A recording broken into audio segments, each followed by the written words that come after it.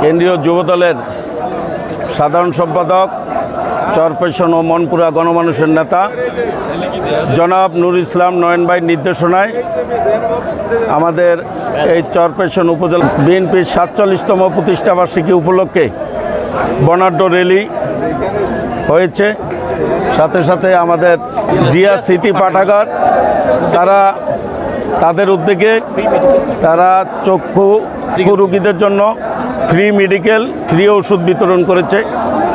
আমরা আজকে হাজার হাজার লোক নিয়ে চরপেশন উপজেলা বিএনপি, পৌর বিএনপি ও ইউনিয়ন বিএনপি ও সকল অঙ্গ সংগঠনের আপনারা দেখেছেন যে হাজার হাজার নেতৃবৃন্দ আজকে এই বর্ণাঢ্য র্যালিতে অংশগ্রহণ করেছে। আমরা বলতে চাই যে